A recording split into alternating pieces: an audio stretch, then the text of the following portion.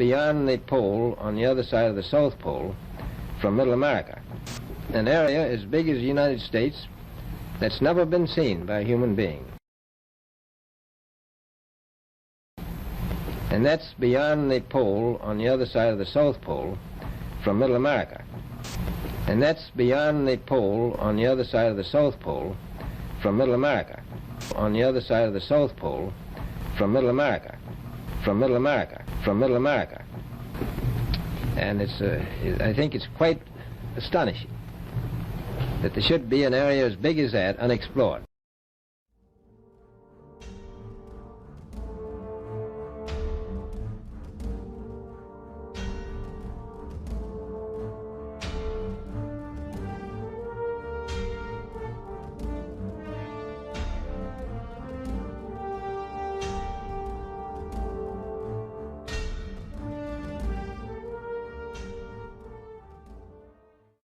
Leaked maps and documents allegedly obtained by the KGB, and if accurate, the Russians believe that a high-tech German faction did not surrender and not only escaped to Antarctica, but were responsible for many of the flying saucer sightings of the late 40s and early 1950s.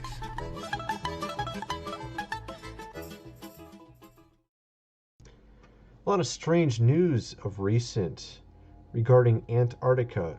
Strange sightings, strange trips to this unknown land. This frozen tundra. We have John Kerry visiting it. We have the Russian Orthodox Church bishop visiting it after having a meeting with Pope Francis. The first time in over 1,000 years that the leader of the Catholic Church and the Russian Orthodox Church actually met. They both met in Cuba. Russian Orthodox Archbishop went and visited Antarctica.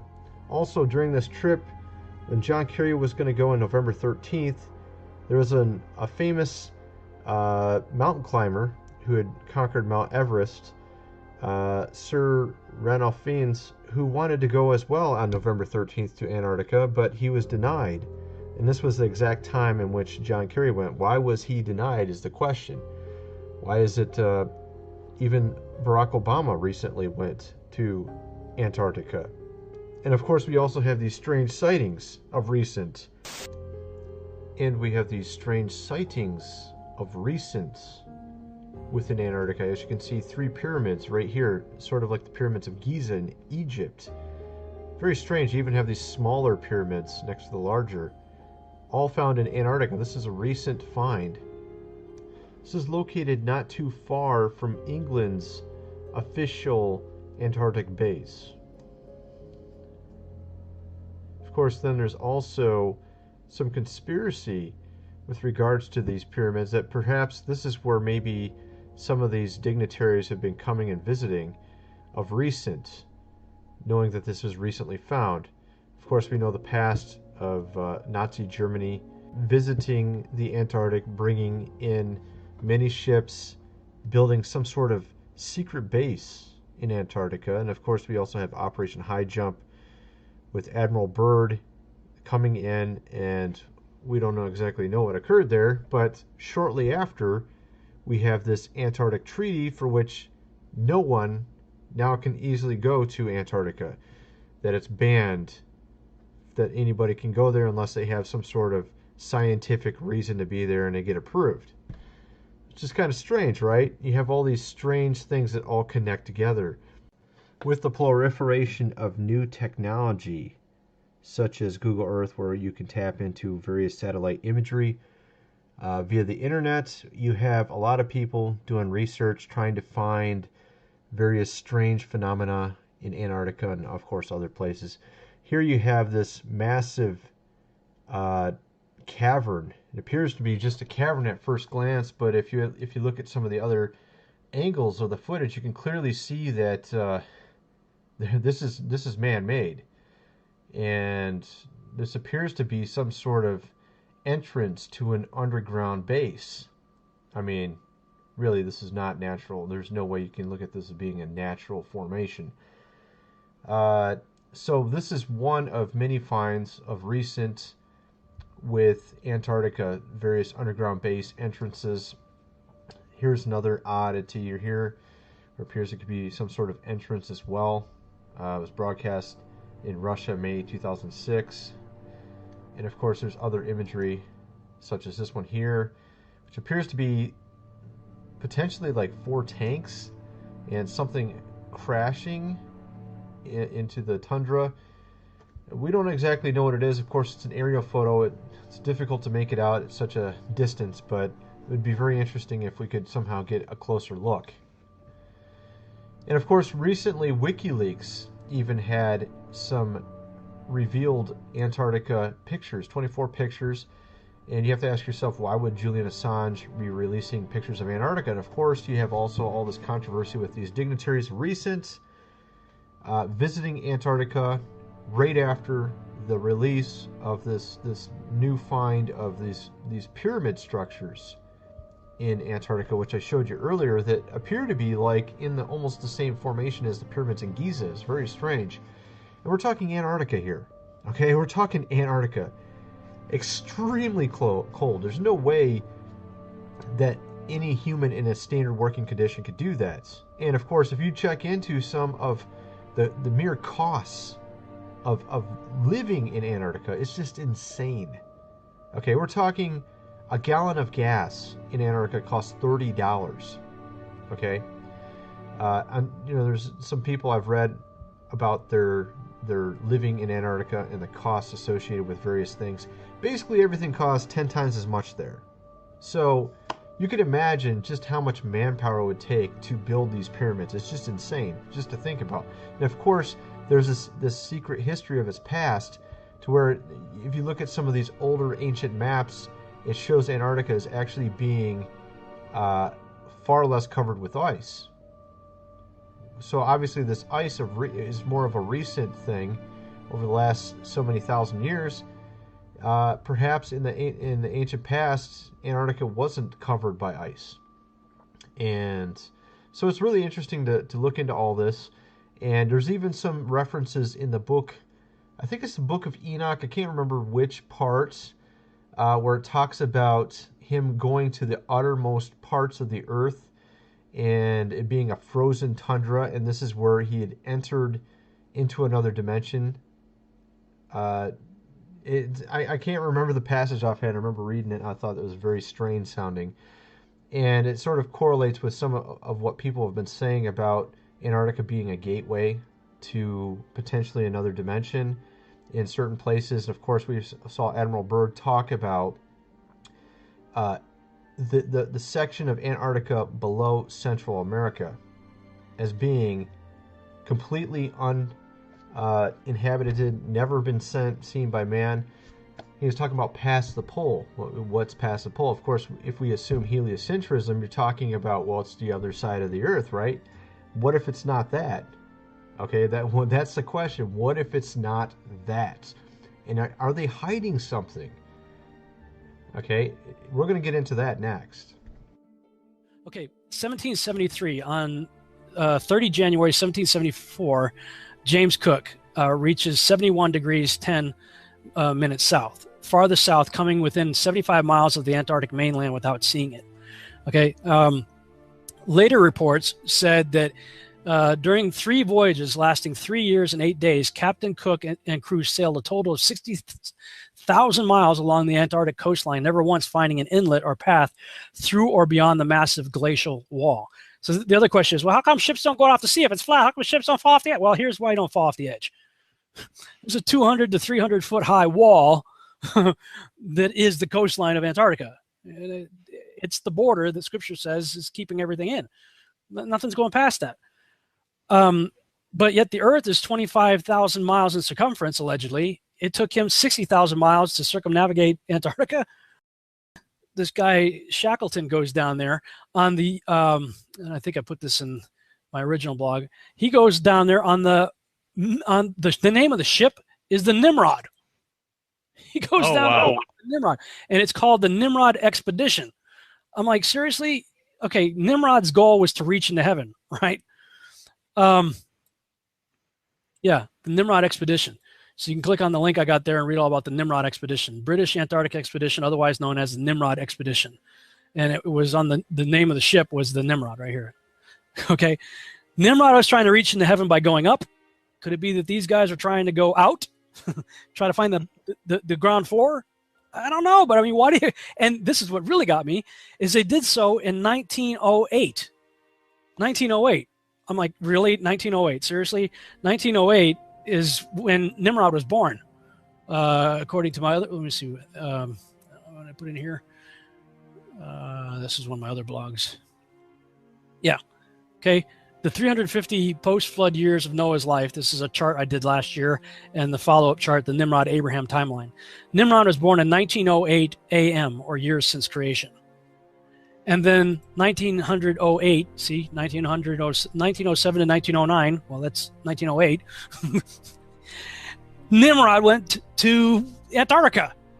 I'm like, I mean, you can't write this stuff. I mean, wow. Okay, so they go down there. A whole bunch of people are, from that point on, once they start finding ways to get through the ice to get there, more and more expeditions and better ships are built and used to get there. Then you get to Admiral Byrd. Now, when Admiral Byrd goes down there several times, and one of the operations is called Operation High Jump.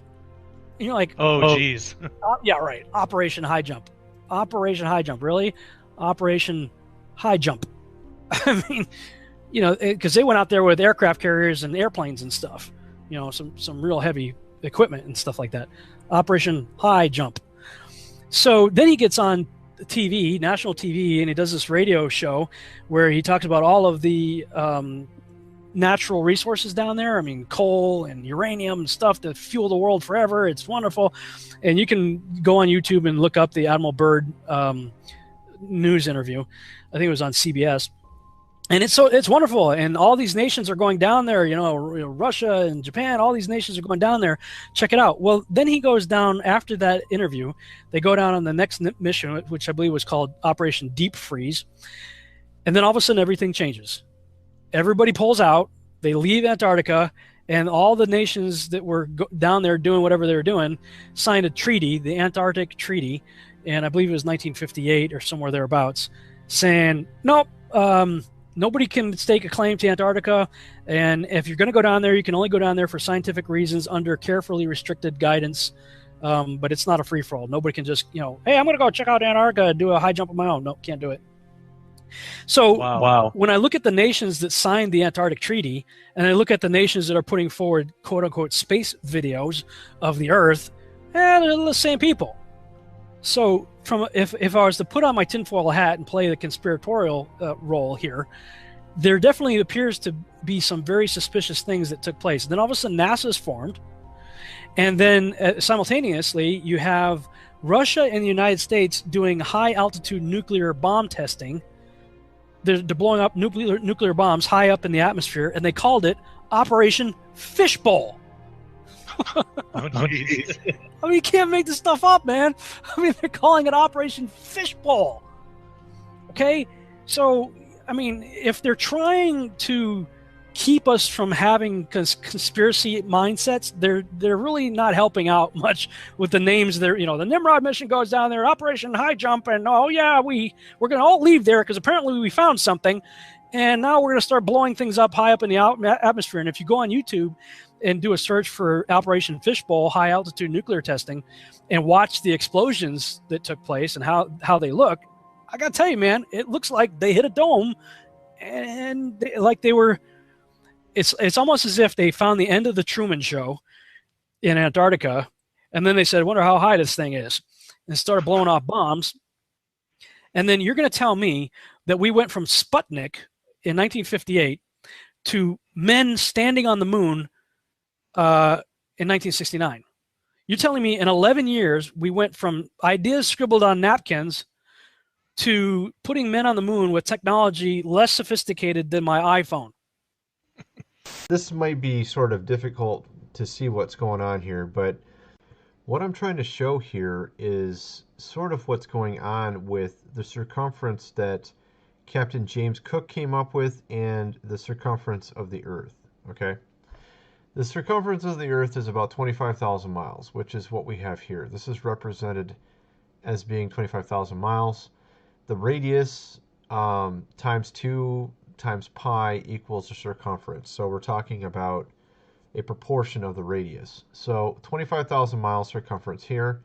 This one represents a 60,000 mile circumference. And this is based off just proportions. Okay, we're talking a radius of 9,549 miles. Clearly a lot more than 3,956, right? So at any rate, my point is that we're talking, more than double the size. Okay, so here's the picture of the Earth from space. There it is. Since you were a kid, you've seen this image. But you've never seen it from that point of view. You know what? We adopted this whole model like 400 or 500 years before the airplane. 400 years before the airplane, pretty much. It was what, like, beginning of the 1900s?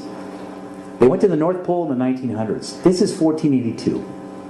Nobody went to the top of the globe, to the bottom, or flew up, or built a skyscraper until, it's funny, back in the 60s when they went to the moon, this is the first time we actually had like an instrument of flight to actually go high enough to actually fucking check out if what we agreed to 500 years ago was real.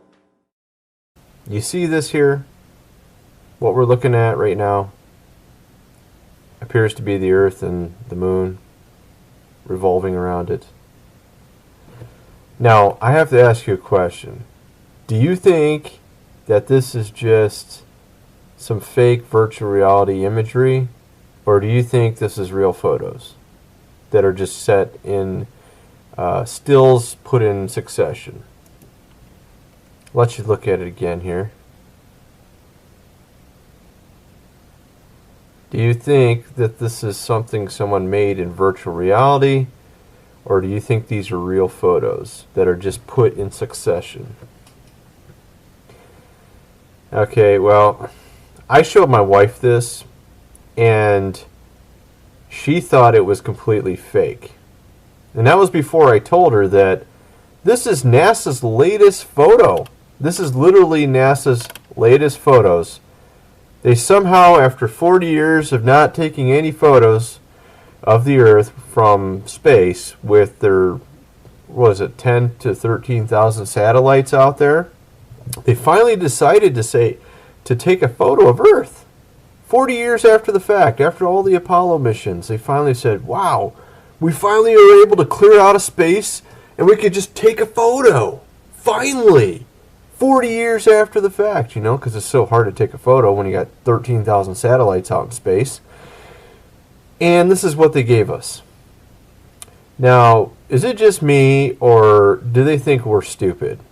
Because that is the fakest thing I've ever seen in my life. I mean, seriously, give me a break. I think I could do a better job myself. I am not joking. I actually think I could.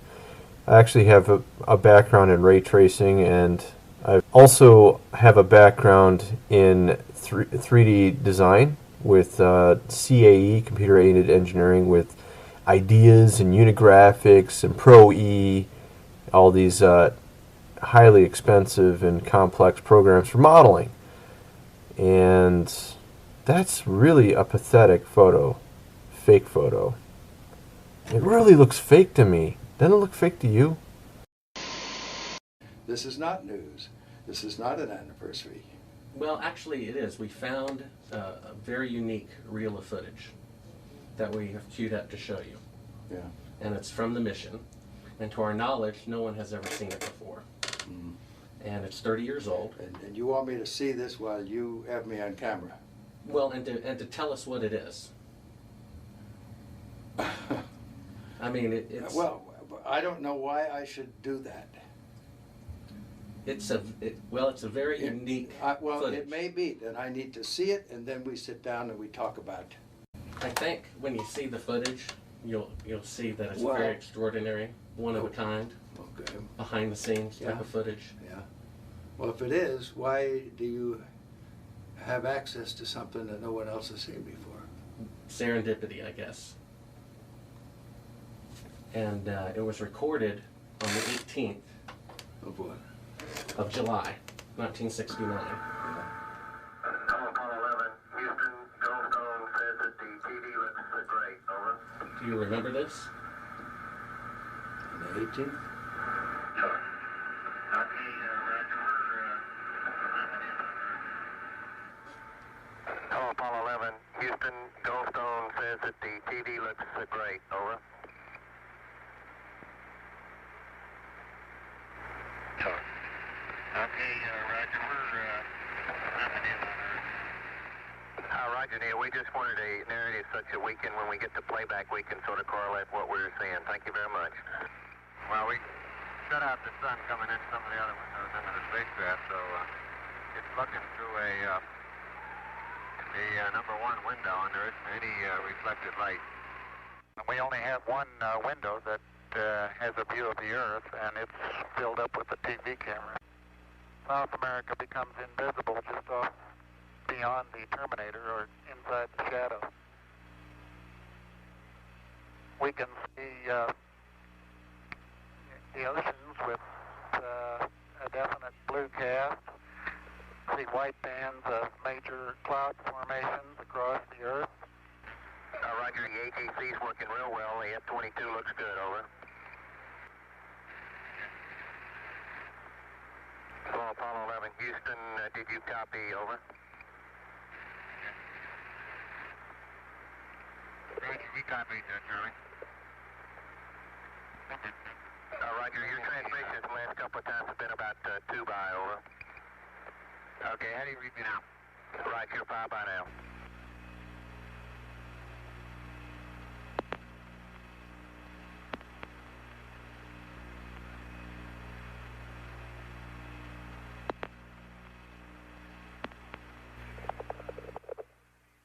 Coastline. Now we're coming in. Can't quite make out who that is.